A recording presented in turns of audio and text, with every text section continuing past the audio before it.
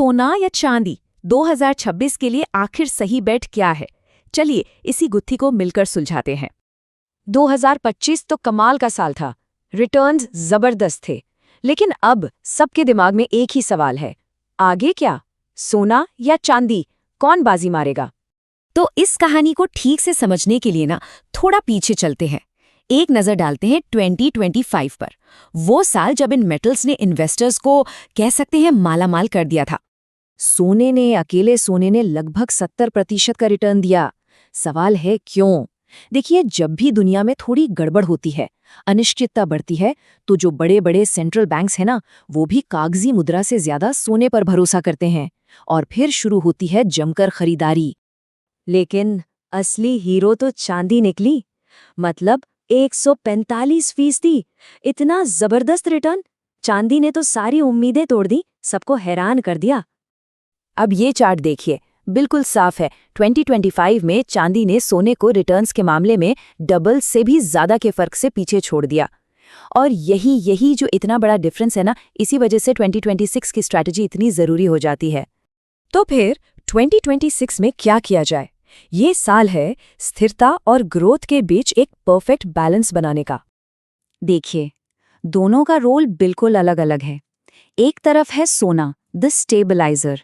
ये पोर्टफोलियो को सेफ्टी देता है, एक एंकर की तरह।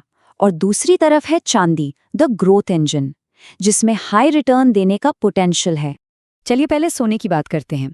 2026 में इसका सबसे बड़ा काम है पैसे को प्रोटेक्ट करना, एक बॉडीगार्ड की तरह। क्यों? क्योंकि पूरी दुनिया के सेंट्रल बैंक्स अभी भी सोना खरीद रहे हैं। कई देशों की करेंसी की वैल्यू गिर रही है।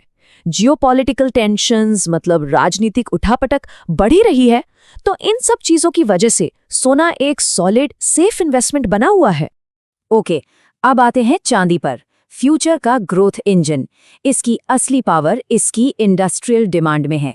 सोचिए जरा, सोलर पैनल्स, इलेक्ट्रिक गाड़ियां, स्मार्टफोन, एआई टेक्नोलॉजी, इन सब फ्यूचर की चीजों में चांदी का भरपूर इस्तेमाल होता है। और क्योंकि ये बिजली का बेस्ट कंडक्टर है, इसकी डिमांड बस बढ़ती जा रही है। और यही चीज इसे एक जबरदस्त ग्रोथ का पोटेंशियल देती है। तो फिर आखिर चुने किसे, सोना या चांदी? एक स्मार्ट इन्वेस्टर की प्लेबुक में या नहीं होता। मतलब किसी एक साइड को चुनना ही नहीं है।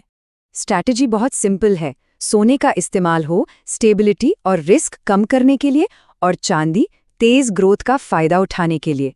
यही है एक बैलेंस्ड और स्मार्ट अप्रोच। और एक बात हमेशा याद रखने लायक है, इन्वेस्टिंग कोई गेसिंग गेम नहीं है। ये रिस्क को समझदारी से मैनेज करने का तरीका है।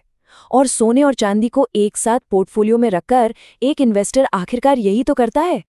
तो इस पूरी चर्चा का निचोड़ क्या है? सोने से अपनी दौलत को सुरक्षित रखें और चांदी से उसे बढ़ाएं। सिंपल, यही है 2026 का स्मार्ट प्लेबुक।